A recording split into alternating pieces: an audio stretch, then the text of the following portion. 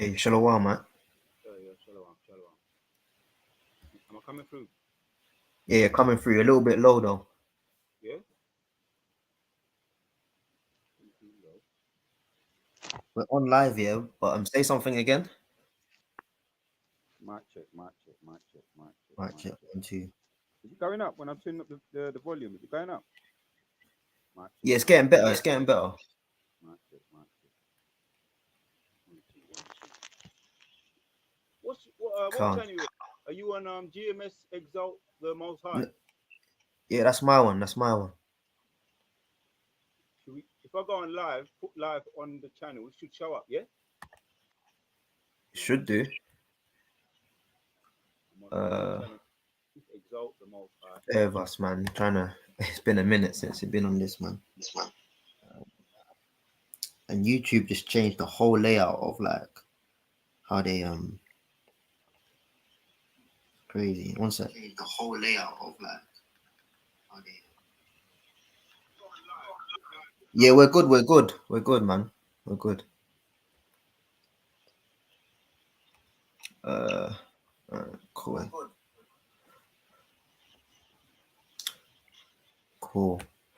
All right, man. A shalom, man. Shalom. Shalom, All shalom. praises be unto Yahweh, Ba'asham, Yahushai, Ba'asham Kodash. Double honors unto the elder apostles and the elder bishops at Great Millstone who rule well, and he taught us this truth.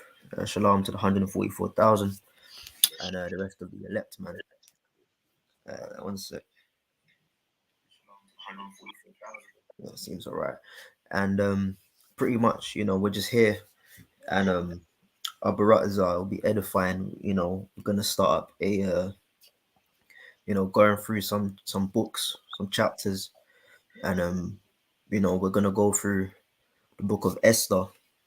Our Baratazar over the next couple of weeks, and explore the history, you know, of the accounts, and pretty much how the Lord, you know, had His guiding hand, onto the relieving of our people in the region of what we now know as Persia, uh, following through from the Babylonian captivity, But today we're just gonna go through chapter 1 and 2, so it won't be too long because it's really just setting the tone, setting the scene for what we'll further get into in the upcoming weeks, Lord willing.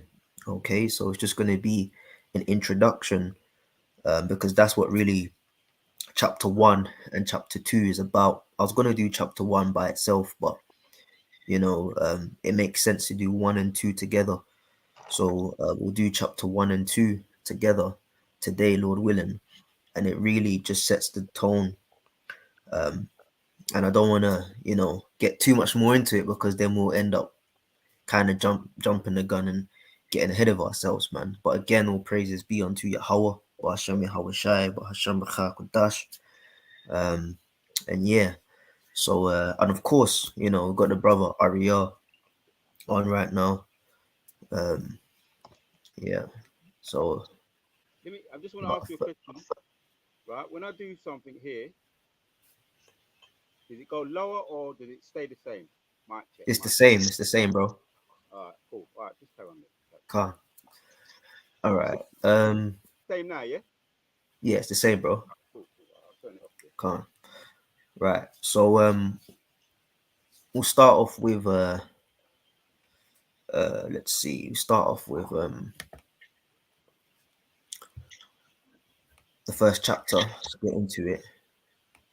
Um, all we can do is I'll read through chapter 1, and then if you want, you can read through chapter 2 when it's time. Yeah. Yeah. All right. So starting off at chapter 1. This is the book of Esther, chapter 1, verse 1. And as I said, this will be quite quick because it's just a um, preliminary setting the tone for the account to come. So it says, "Now it came to pass in the days of Ahasuerus." This is Ahasuerus which reigned from India even unto Ethiopia, over 107 and 20 provinces. That in those days, when the king Ahasuerus sat on the throne of his kingdom, which was in Shushan, the palace. Okay, now what I've got up here, uh, I'm gonna put it on screen for the cartography side of things. Uh, Shushan, right? Now, if we scroll up a bit, it says here in the name, it says the name Susa is derived from ancient Greek, which is ultimately derived from an original Elamite name, which was written Sujen, Sujen, in its Middle Elamite form, Susun. All right, um, and basically on this map here, I tried to blow it up, but it didn't really work. But as you can see, you've got in the middle here it says Elam, all right, and towards the left top, uh, that would be northwest side. You've got Sumer, you've got Eunuch, and then the further up north you go, you've got Babylonia, even onto Assyria. All right, but this whole area here, going down onto uh, the southeast side, you've got Persia. All right, you know, and of course here you've got what it says here is that Arab or Arabia, but really and truly this whole region, um zooming in onto here is where Susa was. Okay, Susa, and of course in the Bible it's written as Shushan. All right, so we'll go back and read that verse again, and it says, "Now it came to pass in the days." No, so like in verse 2, Esther 1 and 2, that in those days when the king Ahasuerus sat on the throne of his kingdom, which was in Shushan the palace, in the third year of his reign, he made a feast unto all his princes and his servants, and the power of Persia and Media, which is a very important name, Media, but we'll get into that in the following show, Lord willing, the nobles and princes of the provinces being before him. Let me check the stream yard to see if Yeah, it's on. my I brother's can not in there. see it coming through on your Who's chat. coming through? Yeah, Oh, it's coming through. Yeah, okay, come. I can see it. So yeah, we've got King Ahasuerus, right? Now, a little bit of history on this, and as I said again, this is a very light introduction, and we'll get further into it and explore it deeper in the shows to come. And it says he's also known as Xerxes. Okay, so you know the Bible says Ahasuerus, um, but he's also known as Xerxes, the great king of Persia. You know, birth approximately around 519 BC and died 465 BC. Um, and it says Xerxes between the regions of or the years of 486 to 465 is Darius's eldest son by Queen Atosa, was born after his father had come to the throne. He had been designated the official heir, perhaps some say as early as 498 BC. And while crown prince, he had ruled as the and while crown prince, he had ruled as the king's governor in Babylon. The new king quickly suppressed the revolt in Egypt in a single campaign in the year 485 BC. Xerxes then broke with the policy followed by Cyrus and Darius of ruling foreign lands with a fairly light hand and in a manner compatible with local traditions. Okay, and again, this characteristic of pretty much everyone can do their own thing goes back indeed to the spirit of why the place was called Babylon. Okay, in Hebrew, Babel, which means confusion. When you've got a reign or a territory under one's constituency and rule, but anything goes, that's not unified. You know, that's not That's not in order. That's chaos, man. You know, and it clearly says he ruled with a fairly light hand, meaning that whatever the citizens wanted to do, they could do according to their various traditions. So it wasn't really under one rule, so to speak. There was one ruler, but what the people did was pretty much up to them. You know, babal confusion. You know, and it says, and bro, if you want to say anything, precept jumping, go on, bro. Uh, And it says the new king quickly suppressed the revolt in Egypt in a single campaign, 485. Xerxes then broke with the policy followed by Cyrus and Darius, ruling foreign land with a fairly light hand in a manner compatible with truth. Salakia, my mistake. This is what Cyrus and Darius did. That's in the stead of Babylonia, a very light-handed rule. But when Xerxes came in, he changed that. Okay, ruthlessly ignored Egyptian forms of rule and imposed his will on the rebellious province in a thoroughly Iranian style. Okay, so that Babylonian confusion uh, type of anything goes between Cyrus and Darius uh, pretty much went out the window with Xerxes. Okay, and as we read throughout the scriptures, we're going to begin to see his character formulation of him being a sort of hot-headed man. It was kind of his way or the highway. Okay, and it says plans for the invasion of Greece begun under Darius, were then still further delayed by major revolt in Babylonia about 482 BC, which was also suppressed with a heavy hand. Okay, so we can see the contrast of the prior Babylonian rulers, Cyrus and Darius, onto Xerxes, which was more strict and down the line. Okay, so that's just a little bit of history about him. There's more, but as I said, as the shows go on, we're gonna delve deeper into it, and it will make sense as we go. So continuing on, and it says in uh,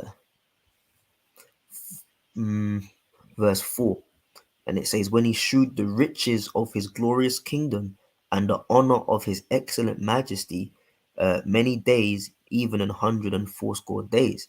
And when these days were expired, the king made a feast unto all the people that were present in Shushan, the palace, both unto great and small, 7 days in the court of the garden of the king's palace. Now, what we have to see here is a common theme, and the common theme is when kingdoms start to um, head downwards and is on its decline. There's always an increase in games. There's always an increase in partying. There's always an increase in the promotion of sex. The reason why the book of Esther has a place in the scripture is of which really can be called the book of Mordecai, because it's not so much to do with Esther, it's really to do with the influence of her uncle, which pretty much assumed a father-like figure onto Esther. Is really to do with the freeing of captivity and the heavy-handed rule of our people from oppression. You know, this account in scripture births one of our high holy days, which we observe, Purim. But again, we'll get into that in a much later show within this series of the book of Esther. Okay, but this is the beginning, the pictures being painted, the beginning of the downfall and the freeing of our people. Okay, and the scriptures speak about there's no new thing under the sun. In fact, you know what, I can pull that and you can read that, bro. uh if you can get the book of Ecclesiastes, chapter 1 verse 9, Baba Kasha.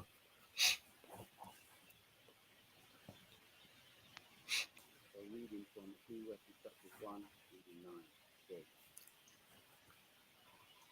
says, the thing that hath been, it is that which shall be, and that which is done is that which shall be done, and there is no new thing under the sun. Calm. So there's no new thing under the sun. The thing that shall be is that which has been done, man. So what we see is the same storyline playing out. in various kingdoms, in various times, with various characters and different names amongst different nations, but it's the same sort of things. Kingdoms have come and kingdoms have gone. In the height of rulership, it would be deemed madness, it would be deemed blasphemy, it would be deemed stupid to think that kingdom would come down. But because the Most High rules in the kingdom of men, as the scripture says, when the time is expired, sure enough, the kingdom comes down. Okay, so what we're seeing here isn't the first, and it's certainly not the last, neither is it the greatest. Okay, because the greatest fall of all is still yet to happen, right? But it says in verse 4, when he shewed the riches of his glorious kingdom and the honor of his excellent majesty many days, even an hundred and fourscore days. And when these days were expired, the king made a feast unto all the people that were present in Shushan. There we go. No new thing under the sun. When the kingdom's on its way out, when things are about to shift and change drastically, the events going on within that kingdom, you're going to see an increase in games, an increase in partying, and an increase in sexual immorality slash the promotion of sex. Okay, and this is what we're seeing here because a great change was about to come. And it says, both unto great and small 7 days in the court of the garden of the king's palace. And it says, well, where were white, green, and blue hangings fastened with cords. Again, let me just check. A hub ain't in there. That is not cool. And it says, white and black marble. No, I've jumped. Purple, silver rings, and pillars of marble. The beds were of gold and silver upon a pavement of red and blue and white and black and marble. So this was a decked out. This guy was serious, man. Xerxes weren't playing games, man. Like he was stacking, man. You know, he was decked out, and they gave them drink in vessels of gold, the vessels being diverse one from another. So it had different kind of gold, different kind of patterns, different carats, different shapes, different sizes. It was all going on, man. And royal wine in abundance. So the best. Uh, oh wait, hold on. I just got a message from the brother. Let me see something. Nah, man, he ain't in there.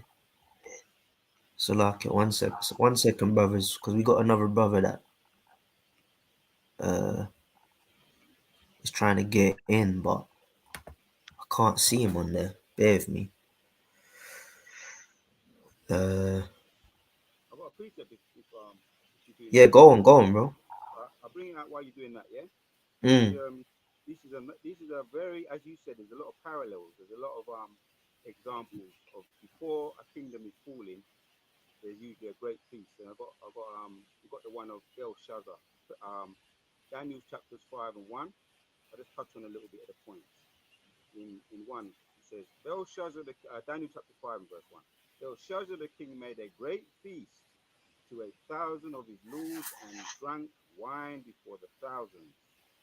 Belshazzar, while he tasted the wine, commanded to bring the golden and the silvers, which was his father Nebuchadnezzar, yeah, had taken out of the temple which was in Jerusalem, and the king and his princes and his wives and the concubines might drink therein. Then they brought the golden vessels that were taken out of the temple and out of Jehovah, which was at Jerusalem, and the king and his princes, his wives and his concubines, drank them. They drank wine, praised the gods of gold and of the silver brass, of the silver and of brass and of iron and of wood and of stone. Now let me get to the point.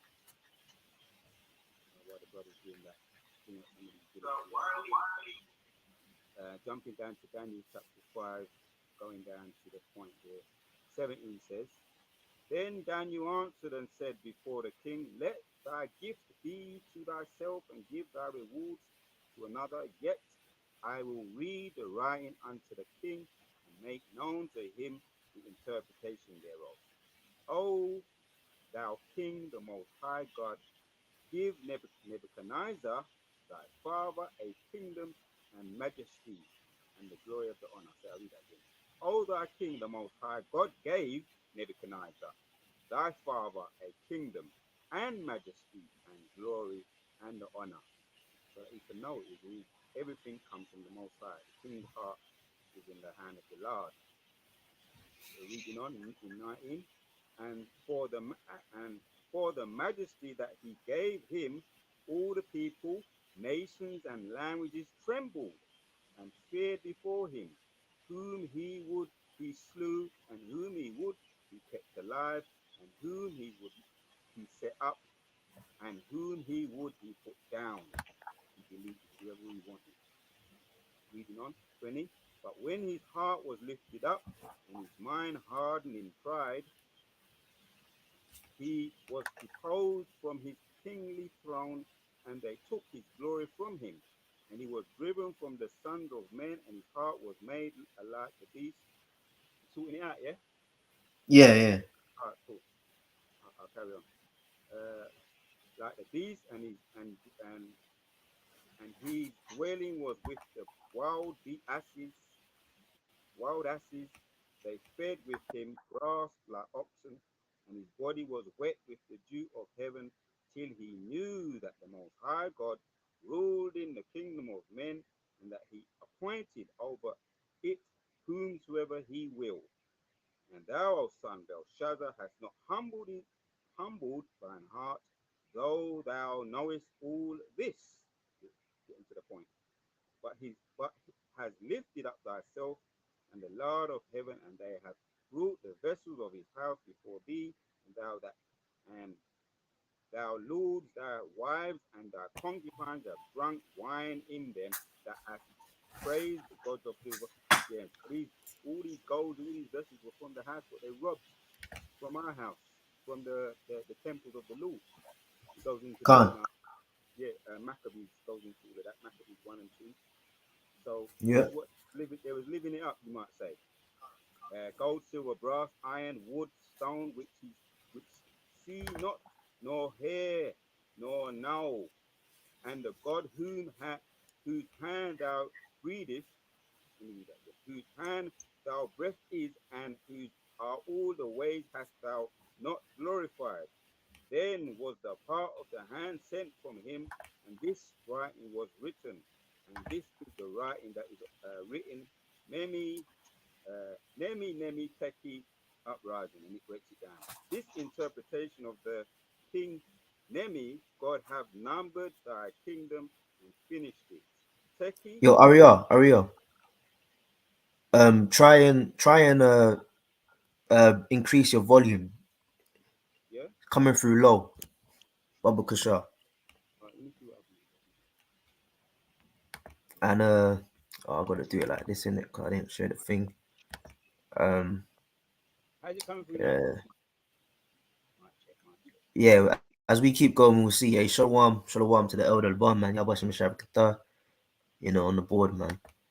Um yeah, all the way it works out for a hub, man.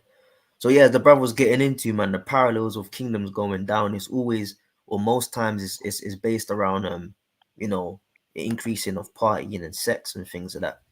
So we're gonna go back to Esther chapter 1 and verse 7, and it says, "And gave them drink in vessels of gold, the vessels being diverse one from another, and royal wine in abundance, according to the state of the king. And the drinking was according to the law; none did compel. For so the king had appointed to all the officers of his house that they should do according to every man's pleasure." So it was a total, like, hedonistic environment, man. You're drunk, you're doing your own thing, you can, orgies, homosexual acts, all kind of things. They was just going on. It was just a demonic setup of reveling, man. you know and it says also Vashti, the queen, made a feast for the women in the royal house, which belonged to King Ahasuerus. And as you said, Ahasuerus in the history books is referred to as Xerxes. Okay, we briefly went through the time period of his birth and death, him being the eldest son of Darius. Okay, but let's go to Vashti because the scriptures just mentioned Vashti. Oh, he's in now. Ahab, can you hear us? Could you hear me? Yeah, we can hear you. You're on now, man. Shalom. Okay, Shalom, You're brother on, bro. Yirmiah. Yeah, man. Shalom, man. Shalom, brother Ariel. Shalom. Shalom. Yeah, we can hear you loud and clear. Shalom. Khan. So let me read that verse again.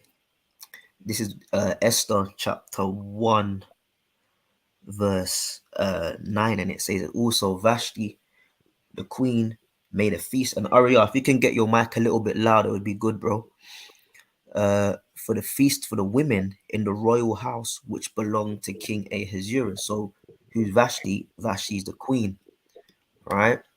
Now, it says here Vashti, and perhaps the leading word would be beauty in Persian, the queen of Persia and Media, wife of Ahasuerus, as he is mentioned in scripture and history, is known as Xerxes between 45 to 465 BCE.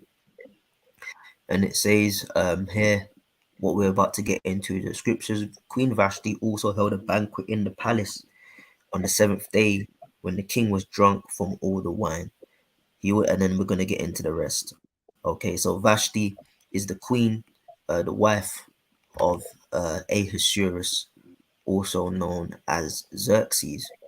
Okay, and it says on the seventh day, when the heart of the king was merry with wine, he recommended uh, Mehuman, Biztha, Harbona, Bigtha, Abagtha, Zethar, Carcass, and the seven chamberlains that served in the presence of Ahasuerus the king, to bring Vashti the queen before the king with the crown royal, to shew the people and the princess and the princes her beauty, for she was fair to look on.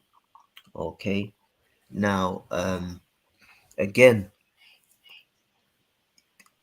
Xerxes, as we already explored very briefly, had a very different approach to rulership, a very different character towards that of uh, Cyrus.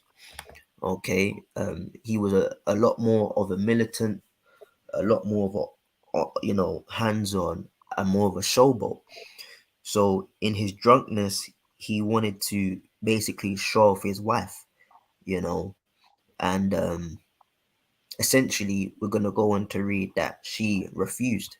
Okay, and it says here in verse 12, and as I said, Ahab, what I'll do is we're gonna go through chapter 1 and 2, and we'll split 1 and 2. So like your verse chapter 2 between you and Arya to read, yeah. Okay, Uh, okay, and brother. any other you got, just bring it, man, because Okay. just more of an introduction. And it says, but when the queen Vashti refused to come at the king's commandment by his chamberlains, therefore was the king very wroth, and his anger burned in him. And the king said to the wise men, which knew the times, for so was the king's manner toward all that knew all the law and judgment. And next unto him was Karshina, Shathar, Admatha, Tarshish, Merez, Marsena, Memucan, the seven princes of Persia and Media, which saw the king's face and which sat the first in the kingdom. So these were kind of his top men under him. Now again, it's an embarrassing thing when you call for your wife to do something and she ain't doing it now, albeit he was showboating. She's probably not probably, she was really drunk. She was really having fun with the girls, you know. She's on a girls' night out, the boys are having fun. It's the same thing, man. I'm out with the girls Friday. It's actually Friday today. you know, when they're out with the girls, you can't call them, all kind of crap because they'll have a go at you because they're having fun with the girls. Well, did it not say that Vashti also created a party for the women, a feast for the women? So she would have felt interrupted, she would have felt disturbed. And it was only so that he could showboat and basically show the man them, like, this is what I got in a woman. Okay, now what I want to do before we move on is get into the word fear. I'll speed it up so you brothers can read the second chapter. But it says fear. Where is it? Where is it? Where is it? Bear with me a second.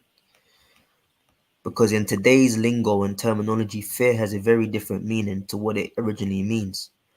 Um, it says tob, which here would be tawab. Okay, 2H2896, and it's 2896. Yeah, 2896, and it says better, well, goodness, goodly, best, beautiful, precious, fine, or prosperity. So when someone was fair, it means they were beautiful. In today's terminology, if you say someone's fair, it means they're light skinned. You know, In complexion. Yeah. in complexion, yeah, fair doesn't mean light in complexion originally. Yeah, if you say that today, then people mean, oh, they're light in complexion.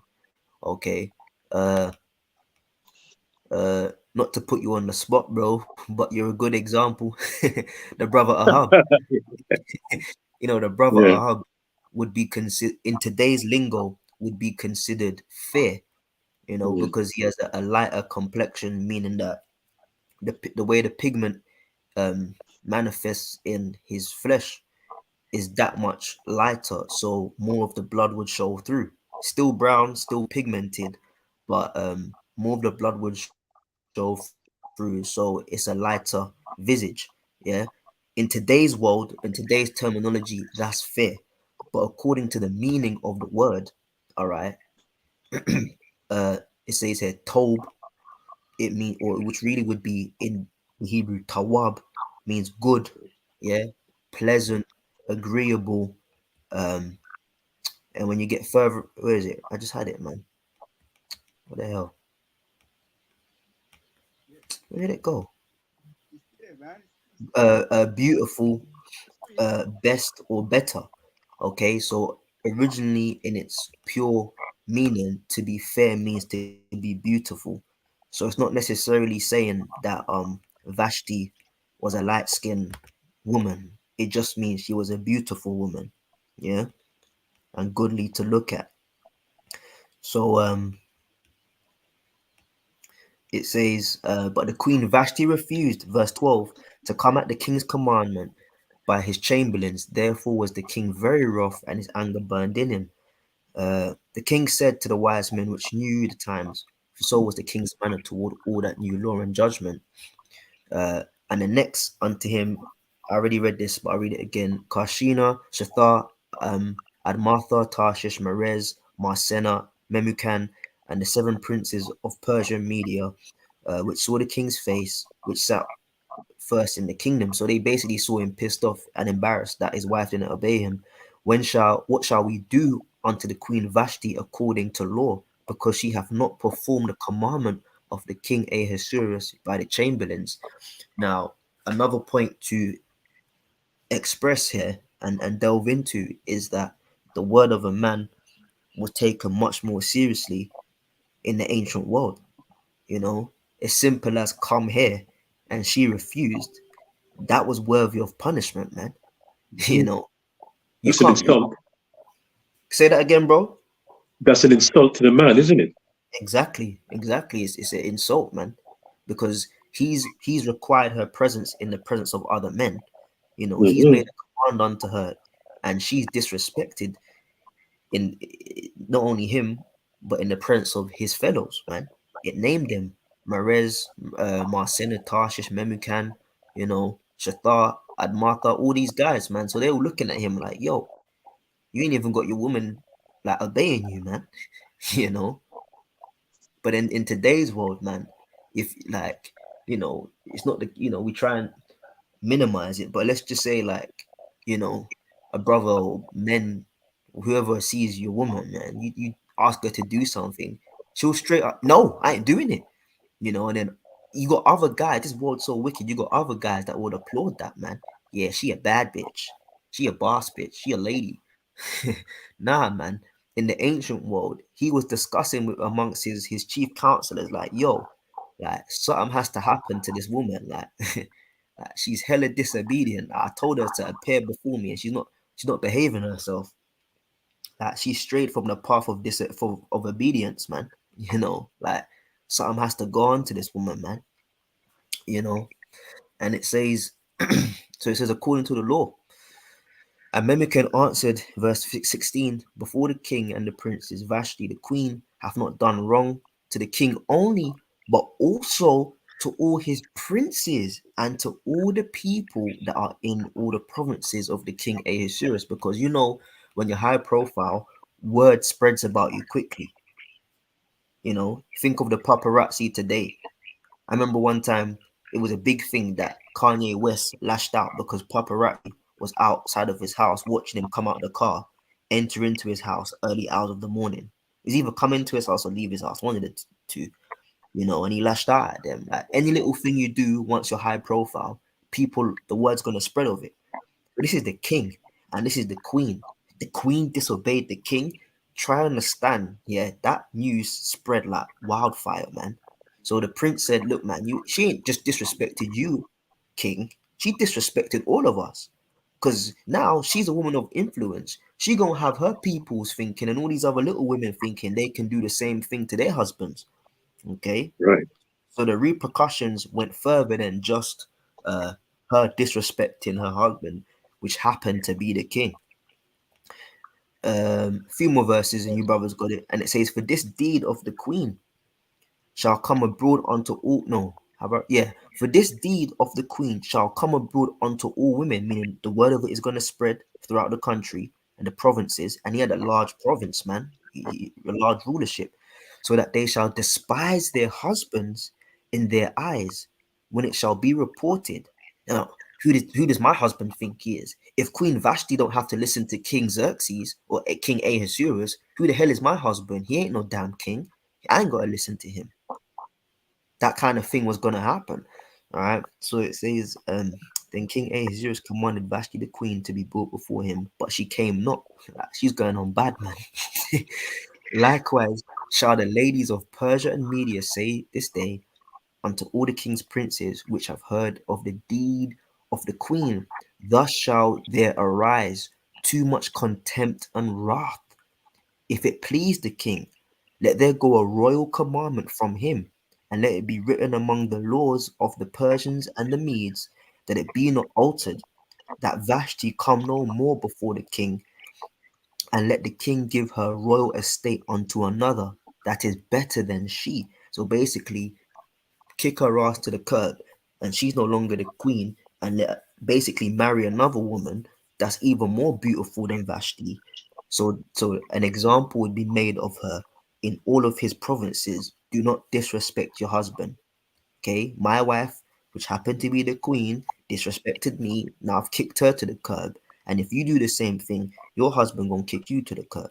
So it was an example was made of Vashti, but this is all spiritual because as I said, the downfall of the kingdom, the release of pressure from us as a people in the Babylonian setup at the time, the oppression of our people.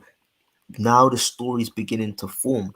Internal issues, all right, creating a way for one of our sisters to get up into the royal house, all right, to gain favor of this heathen Xerxes for the betterment of our people. Now the story is coming together, okay, which really, yeah, it was Esther, all right, Hadassah, but really and truly the influence and the playing of the pieces on the chessboard, if you will, goes back onto her uncle Mordecai, which was a father figure unto her because her parents went about.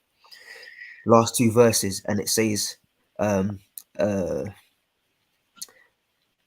and I'll also say it in a second, and saying pleased, and the saying pleased the king and the princes, and the king did according to the word of Memucan, um, And he sent letters into all the king's provinces, into every province according to the writing thereof, and to every people after their language, that every man should bear rule in his own house, and that it should be published according to the language of every people. Okay, so that's chapter one, and we can see basically so far or thus far we can see the disruption in the king's household, uh, essentially the straw that broke the camel's back, um, which made way for a sister from the house of Benjamin, the kingdom of Judah, to get up into the seat as queen. So where's chapter 2? Bear me 1 second, right?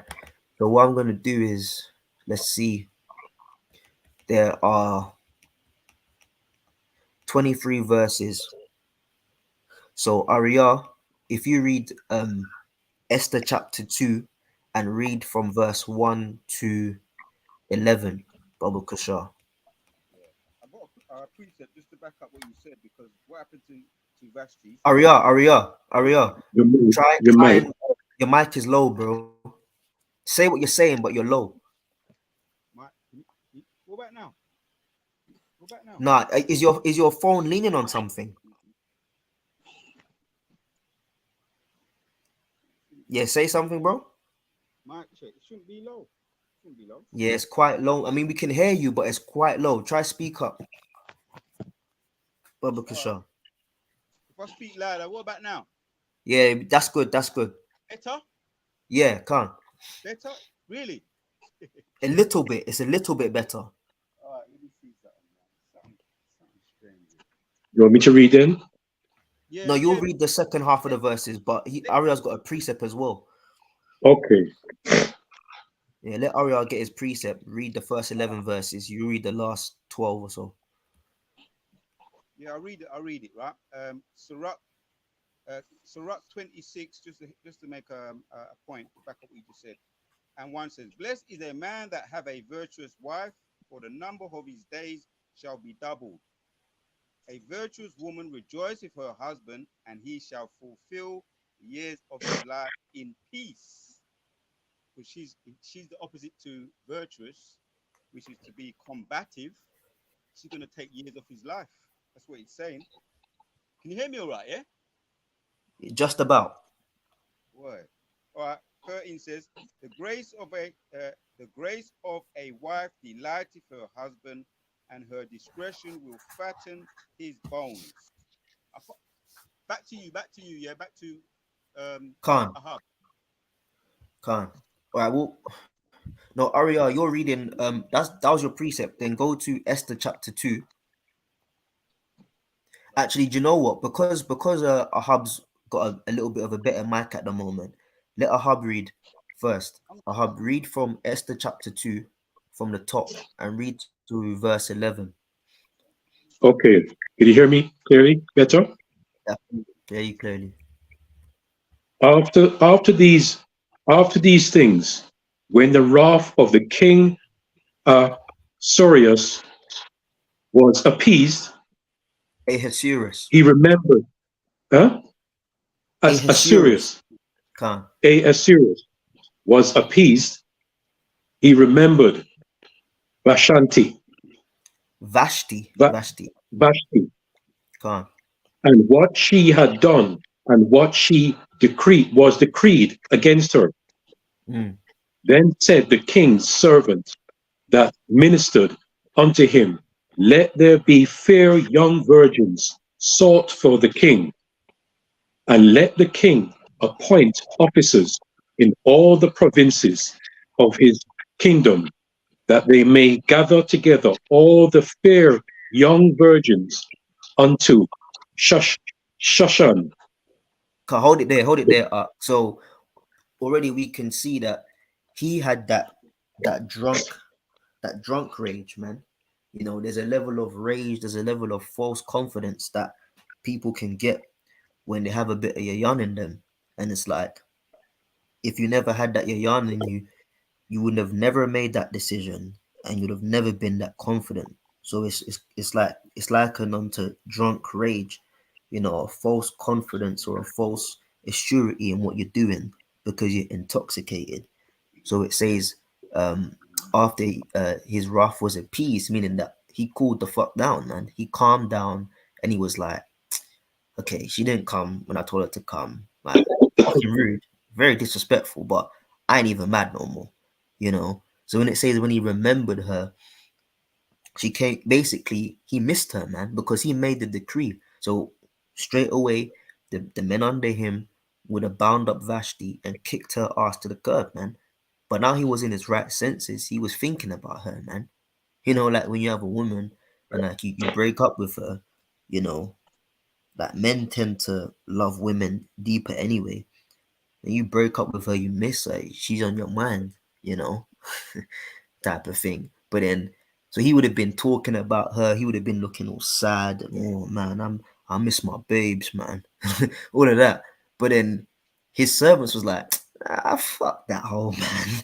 Like she done Yeah, embarrassed you, man. Like, you know what? To get your mind off her, how about we bring you a selection of women better than her and you choose? So that was the kind of vibe that was going on. So read from verse 2 again, Baba Kasha. right. Then said the king's servant that ministered unto him, let there be fair young virgins sought for the king, and let the king appoint officers in all the provinces of his kingdom, that they may gather together all the fair young virgins unto Shushan, the, the palace, to the Hold house it of there the, up, hold it there. yes, Yeah, Shushan, and as we showed, I'll show it again. Uh, Also known as Susa. All right, in other historical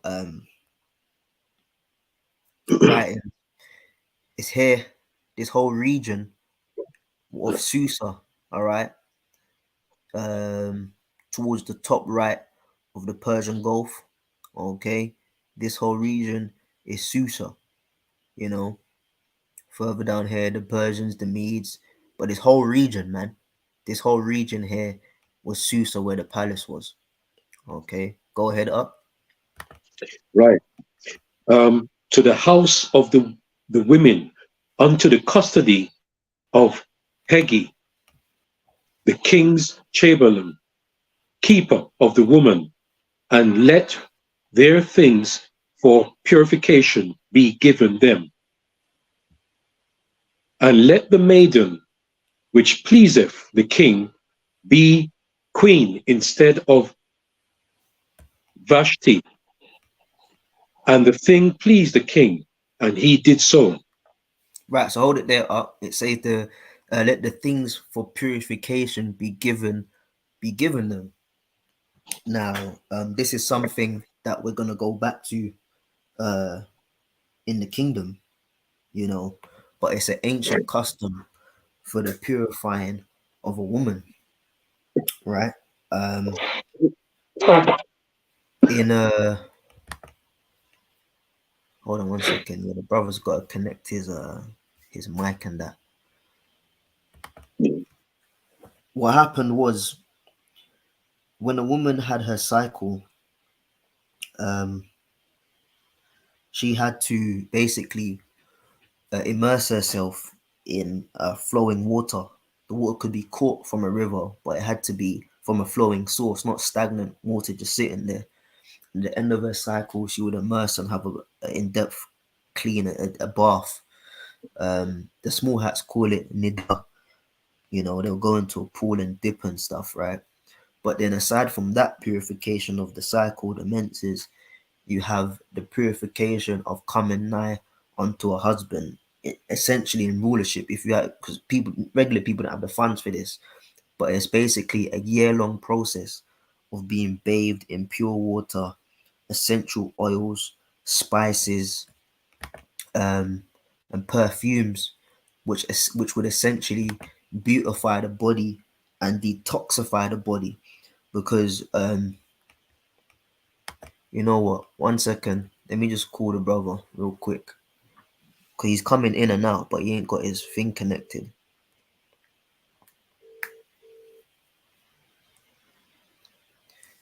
Yeah, Shalom. Yeah, you see when you're coming in, yeah, you have to press connect your mic and your camera because I can see you coming in and out, but you need to connect the mic and camera. Then I can add you. Okay. If anything, just try it on the old one because we could hear you. It's just a little bit low, but it's not that big of a problem. All right, Shalom. Oh yeah, Salakia. So contrary to common beliefs, and it's an age long argument, right? What's better for you, baths or showers? Now you've got people that say, "Oh well, with the bath, you sit in your own dirt and blah blah blah," and then some You're people soaking, say, "Oh, you're showers," soaking in your own dirt. you know. But really and truly, the correct answer is a combination of both. Because when you immerse your body, when you sit in a bath, the majority of your body is immersed in water, right? You scrub your skin with soap, all of that, right? What happens is the pores open, yeah, the pores of the skin open, and that allows your pores to be cleaned out from what old oils that you've rubbed on yourself, cleaned out from sweat, cleaned out from friction of your clothing, your daily interactions. What happens is the pores of the skin get clogged. Yeah, this is where the idea of perspiration comes from because your skin can't breathe. So, to essentially hydrate and keep the organ at an optimal temperature, because your largest organ is your skin, it's external. Yeah, you sweat, that creates its own bacteria, and therefore you begin to smell, whatever the case is. Yeah, effectively that can't be removed in totality just in a shower because water can't, because you're not immersed, the water can't fully get into the pores. Yeah, so what happens is you take, the best way to do that is to take a bath. When you take a bath, it gets into the pores when you scrub your skin. Yeah, and then you'd have a wash off or rinse off with the shower. Right. It Any, close back so the that's the pores best again. way to do it, and that was the ancient way of doing it. Okay, so when you get into the things that was used and infused into pure water for bathing, a lot of myrrh, aloes wood, which is known as oud today. Okay, a lot of citrus, seeds and fruits. Even to this day, Ahab, you probably know about this. Hmm. Backyard, right?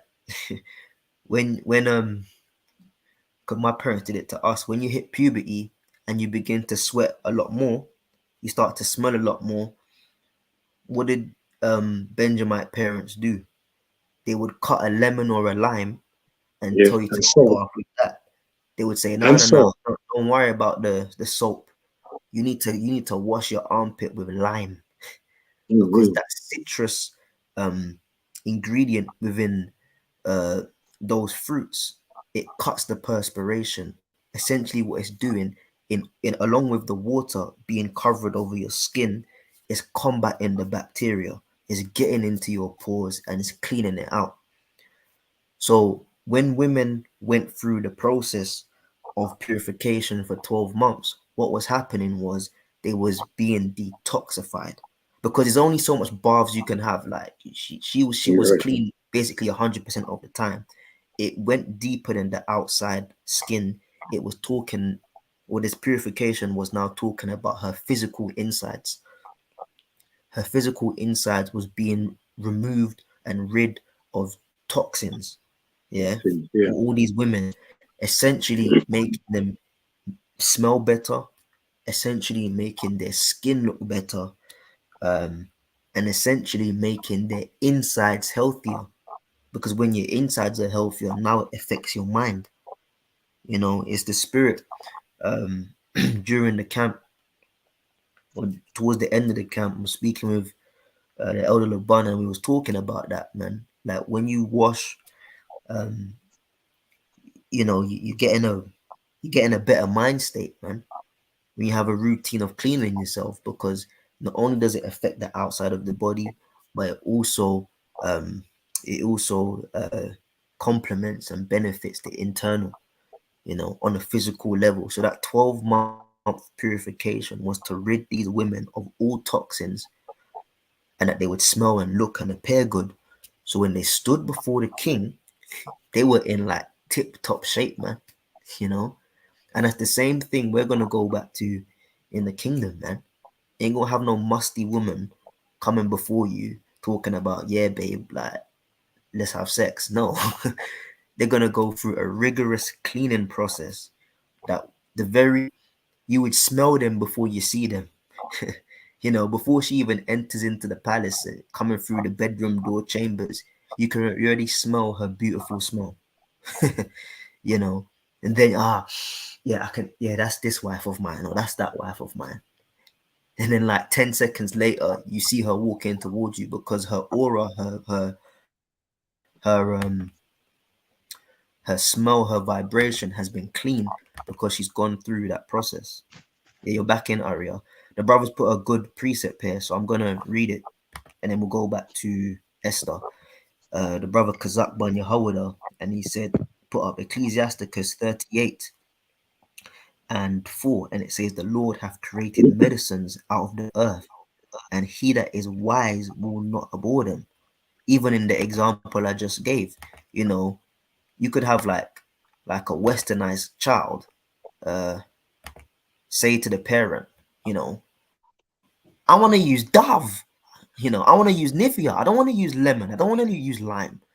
Well, that's just a westernized little kiddo that don't know nothing about the medicines of the earth.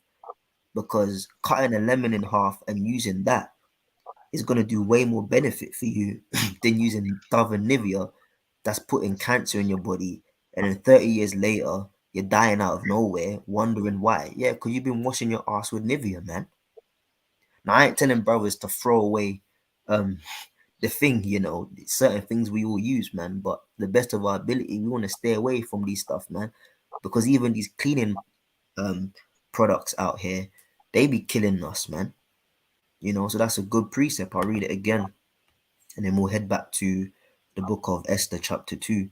Ecclesiasticus chapter 38:4. The Lord hath created medicines out of the earth, and he that is wise will not abhor them. You've got the various herbs and things of that nature, for various sicknesses. The medicines are the foods basically, you know.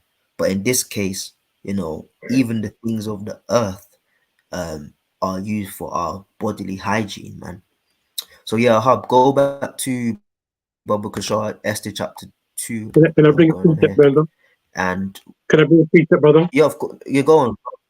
Yeah, go on. Um, as you, I you know were just knowledge, bro. speaking a It's while about ago, that was, huh? go on. As we were speaking, that was the physical side to it, but you've also got the spiritual side to it too. In Ephesians 5 verse 26, that he might that he might sanctify and cleanse it with the washing of the water by the word, that you might present it to himself a glorious church, not having spot or wrinkle or any such thing, that but that it should be holy and without blemish. You're talking it, bro. Talking it. Yeah, just thinking of that's the other side to it too. The other side to it. He's talking about the physical side where you have to cleanse yourself, but you have also the spiritual side where you by the wash of the word with the holy scriptures, you know? That's right. That's what comes to mind as you said. That is Psalms 51, the part where it speaks about wash me with hyssop, Hmm. and I shall be clean. That's another um, great um, agent of cleansing, man. But as the brother's rightly saying, there's the spiritual parallel whereby we're being washed, man, Hmm. by the washing of the word. We're being cleaned, man. You know, spiritually. And what was the filth? What was the dirt? The dirt was the other philosophies. The Right. dirt was Yeah. the previous old man. Things that we've got to even filter out in our thoughts to this very day, in this very moment. You know, uh, us being washed, man, continually staying in the scriptures, man. Okay, so that's a good point. The parallel, the of the physical is the spiritual, which by the way is, you know, the most important. I don't want to push the vibe of, yeah, brothers, you know, like the Muslims, you know, wash your hands and feet 5 times a day. That don't make you righteous, man. You know, you want to be clean, you know, but more so spiritually. Okay, but the scriptures do speak about hygiene of the body as we're getting into here. So yeah, Hub, go back to Esther chapter 2, Babu Kasha. If you don't have if you have another precept, bring it. If not, then go back No, to I haven't. Esther. I can go back to Okay, chapter so 5. I go to chapter number 5 2, now. 2 verse 5. go on now. Going to 5, yeah? Now in Shushan, the palace, there was a certain Jew whose name was Mordi, Mordi, Mordecai, Mordecai. Mordecai. Mordecai, the son of Jair, Jair, Yeah. the son of Shemai, Yeah. the son of Kish, a Benjamite, Mm. had who had been carried away from Jerusalem with the captivity, which had been carried away with Jeconiah, Jeconiah, king Hmm. of Judah, who Nebuchadnezzar, the king of Babylon, had carried away. Yeah, stop there. So this is dealing with tracking back a little bit onto what's also known in history as the Babylonian exile. Okay. Um and this is a whole topic in itself, but very briefly, just to run over it. The Babylonian captivity, also called the Babylonian exile, that forced the detention of Jews in Babylonia following the latter's conquest of the kingdom of Judah, 598 and 587 BCE. Now, the kingdom of Judah, as we should all know by now, isn't just speaking about the tribe of Judah. The kingdom of Judah speaks about indeed the tribe of Judah, but also the tribes of Benjamin and Levi. This is why all the way down where it speaks about Mordecai, it lets us know according to the genealogy of his fathers, um, he was from the tribe of Benjamin. Okay, um, following all the way back up from Nebuchadnezzar when we were carried away captive. Okay, it says historians agree that several deportations took place, each the result of uprising in Palestine. That not all Jews were forced to leave their homeland, and returning Jews left Babylon at various times. A lot of bullshit in this, but we're gonna read this. It says many scholars cite 597 BC as the date of the first deportation, for in that year King Jehoiakim was deposed and apparently sent into exile with his family, his court, and thousands of workers. Others say the first year. It's getting into a lot here. As I said, we could probably touch on this in another lesson, all right, in depth scripturally, because especially in this time period, when you delve into the history or the secular history, very important to get a sound understanding of what the Bible says, because there's many schools of thought and certain dates are altered, certain names are altered, and certain storylines are altered, and alternate suggestions of what actually happened oftentimes get snuck up in there. And if we don't have a biblical sound understanding of what went down according to scripture, which doesn't need to be backed by secular history, by the way, we just get into these other articles and key dates to corroborate, which means to further back up the scriptures, but the scriptures aren't dependent upon the Britannica or the Josephus, because a lot of these things go off. You know, Josephus, for example, which is at another time period, but he was around, you know, way earlier than a lot of sources, but still he went off. You know, so it's very important that we have a scriptural understanding and an idea of the picture of what it's painting. All right. So I'm not gonna get further into this because to get into the nitty gritty is a whole nother hour and a half lesson if you want to get into it properly, you know, with the key dates and times and things like that. Yeah, people.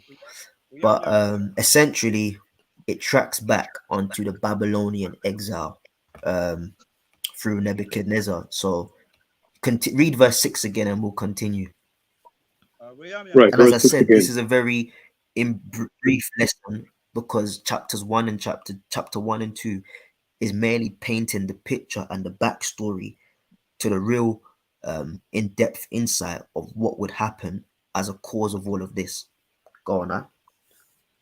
Yeah, but back in 6 again. Who had been carried away from Jerusalem with the captivity, which had been carried away with Jeconiah, king of Judah, whom Nebuchadnezzar, the king of Babylon, had carried away. And he brought What up verse you in at? Hadassah, Hold verse on. 7 now, verse 7. And he Well, brought up Hadassah, that is Esther, his hold there uncle's up, daughter. hold there up, Baba Kashar. So it says here a key name, um, and he brought up Hadassah. Okay, Hadassah, that is Esther, because Esther is a Babylonian rendition. Okay, that was a custom again. We see that in the form of Mishael, Hananiah, and Azariah. They were given the names of Meshach, Shadrach, and Abednego.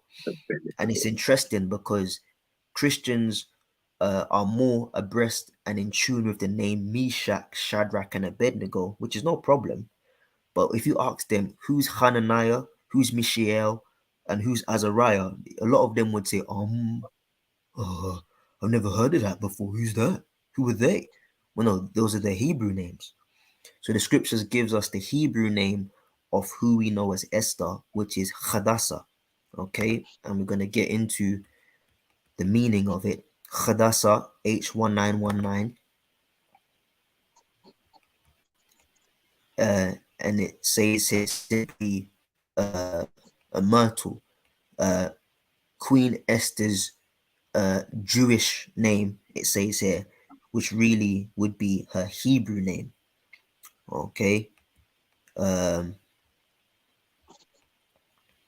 so yeah, Esther was the name given to her in her captivity. And I guess it's the same thing today as Ariel read. There's no new thing under the sun. A lot of us were born with our government names, you know, and it's spiritual. A lot of brothers have Hebrew names, you know. I myself, my birth name, my Hebrew name, well, my birth name is Hebrew, but for the case of a lot of brothers, it's not the case. You know, you got other names, or even let's take our surnames, you know, Smith, you know, Knowles, um, whatever, man, you know, Johnson, you know, Hmm. Griffith, you know, come on, man, these are our names, man, you know, but we get given names according to the blend of our captivity, so it was no different back then, you know. Her name was Esther, given unto her, but her Hebrew name is Hadassah. And the reason we keep going over this is because there's a lot of names going on, but a lot of the time they're speaking about the same person. Case in point, Xerxes, you know, in history he's referred to as Xerxes or secular history, but in the scriptures he's referred to as Ahasuerus, you know. So it's just to get familiar with these names because as we in the coming weeks, Lord willing, explore our way through the rest of the book of Esther, we're gonna see more names come into play, you know, and it's gonna be like, well, you know, what's going on? Is he? Oh, he's in. All right, 1 second. Yo, Shalom. Oh, you call me, but yeah, Aria, you call me by accident. I think Aria. Oh, he's not in there no more. Keep reading, Art. Keep reading. Right, so we're back in verse 7 again. 7 here. And he brought up Hadassah, that is Esther, his uncle's daughter, for she had neither father nor mother, and the maid was fair and beautiful, whom Mordecai, Modi Mordecai, when her father and mother were dead, took for his own daughter. So it came to pass, when the king's commandment and his decree was heard, and when many maidens were gathered together unto Shushan, the palace, to the custody of, Haggai, that Esther was brought also unto the king's house, to the custody of Hegal, keeper of the woman, All and the right, so that's maiden. up to verse 8, yeah. All right. Right, So I'll that's what verse 8. all right, so I'll read from 9 to about 15, and then you can read from 15 to the end, yeah?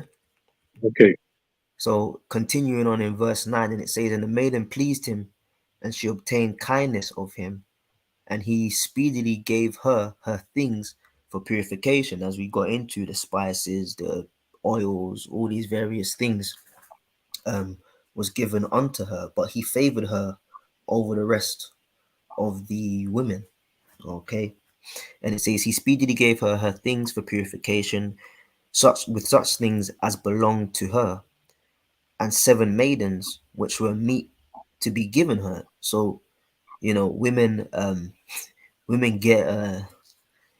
women get maids, man, to help them out onto the best place of the house of the women. So he preferred her, man. He gave her the best spot in the yard. He gave her the maidens. He gave her the spices, the oils, the everything, man.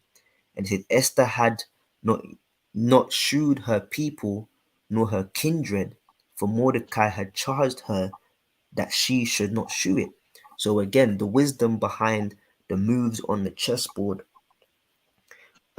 wasn't from Esther.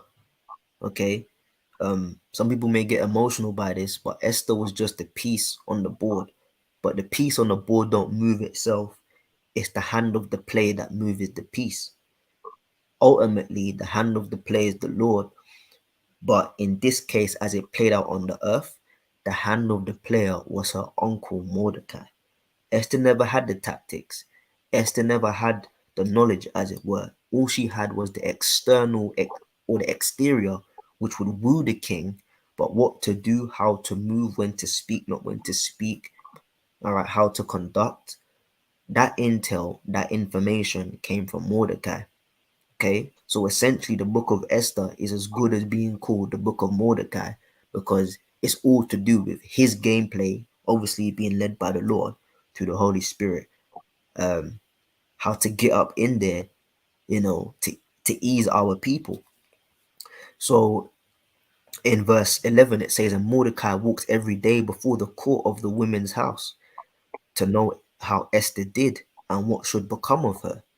Now, when every maid's turn was come to go into the king, Ahasuerus, after that she had been 12 months, and she done the purification according to the manner of women, for so were the days of their purification accomplished, to wit, 6 months with oil of myrrh, wow, 6 months with sweet odors, and with other things for the purifying of women." So, man, Esther she was good, man. Then uh, I'll read to verse 14, then you read the rest. Then thus came every maiden unto the king, whatsoever she desired was given her to go with her out of the house of the women unto the king's house. In the evening she went, and on the morrow she returned into the second house of the women to the custody of uh, Shashgaz, Shaashgaz, the king's chamberlain, which kept the concubines. She came in unto the king no more, except the king delighted in her, and that she were called by name. Verse 15, then you will take over. Now, when the turn of Esther, who is also Hadassah, the daughter of Abihail, the uncle of Mordecai, who had taken her for his daughter, when was come to go unto the king, she required nothing but what Haggai the king's chamberlain, the keeper of the women, appointed. And Esther obtained favor in the sight of all them that looked upon her. Okay, so she was a very beautiful woman that pretty much everyone just liked. All right, now again, a large part of it was her physical beauty, but also a large part of it was the counsel which she received from her uncle, which assumed a father figure in her life, Mordecai. Because there's one thing being beautiful and not knowing how to act. We have that issue to this day. You know, there are a few women out there that are exceptionally beautiful. It's far and few in between. But you got a lot of Israelite sisters that are good looking, man. 8 out of 10, 9 out of 10, you know, and it's like, whoa. And then you get to speak to them, and then the 9 out of 10 becomes 8, the 8 out of 10 becomes 7, the 7 out of 10 becomes 6. You have a fourth conversation with her, the 6 out of 10 now becomes 2 out of 10. Why? Did her looks change? Not so much. What changed and made her rating go down? Her attitude, her mindset. A large part of beauty is mindset, because on the flip side, you've got women that aren't so physically attractive. They may be a 4 out of 10, they may be a 5 out of 10, halfway or just below halfway. But then when you get to know them, they're beautiful. Why? Because they have a humble character. So their character and mindset bumps up how they actually look. And now the Right. psychology, how you actually look at her, she actually now looks even more beautiful than she probably is. AKA, you just get wooed by her more because she's decent in character. But then you've got a woman that's brilliant in looks and real bad in character. Now the bitch looks ugly, man. You know, Right. you got beautiful, ugly women out here because the two Yeah. ain't adding up. You know, so Esther or Hadassah gained favor with all that looked upon her. Yes, initially because of her looks, but then it's how she carried herself. That is Wow, this is classified as the full package. a full package. Okay, so her looks enticed, and her character and game plan gained favor. All right. Continue on from verse 16 through to the end up. Right. Verse 16. So Esther was taken unto King Ashurius into his house royal in the 10th month, which is the month Tebeth, in the 7th year of his reign. And the king loved Esther above all the women, and she obtained grace and favor in his sight more than all the virgins, so that he set the royal crown upon her head and made her queen instead of Vashti. Then the king made a great feast unto all princes and his servants, even Esther's feast, and he made a release to the provinces, province, provinces, and gave gifts according to the state of the king. That's the end of it. Khan. So, what we can see here. Hold on. What verse you in? That was, I just finished reading 18. Do you want to go more? Yeah, yeah. We're gonna go all the way down to the end, verse Oh, 23. sorry. Okay. Mm. Because I've got, okay. Verse 19. And when the virgins were gathered together the second time, then Mordecai sat in the king's gate. Esther had not yet shewed her kindred nor her people, as Mordecai had charged her. For Esther did the commandment of Mordecai. There we go Like, again. You see, we have the she's the piece on the chessboard, but the mind, the brains behind it was her uncle who assumed the father figure in her life, Mordecai. Continue on up. like as when she was brought up with him. In those days, while Mordecai sat in the king's gate, two of the king's chamber, chamber, chamberlains, Big, Big, Bigthan and Teresh, of those which kept the door, were wroth and sought to lay hand on the king Assyrius. And the thing was known to the Mordecai, who told it unto Esther. The queen of Esther certified the king thereof in Mordecai's name. And when inquisition was made of the matter, it was found out. Therefore, they were both hanged on a tree, and it was written in the book of the Chronicles before the king. Can't. So, and take note of that hanging, because this is going to become another. This is going to feature again. All right, later on in the account here in the book of Esther. So again, this is just the introduction, setting the tone of what was the case, what was going on, and essentially, the scriptures speak about the Lord being a man of war. To be a part, or to be a good warrior, you have to have strategy, and the top strategist is the Heavenly Father, Yahweh. And it all started with Esther, or Hadassah, her uncle Mordecai, and Vashti, a wife who acted up, which made way for a sister from the house of Benjamin, or the tribe of Benjamin, to be amongst the virgins, to comfort the mourning heart, as it were, for the loss, not so much in death, but in relationship, when he came out of a drunken stupor for his wife Vashti.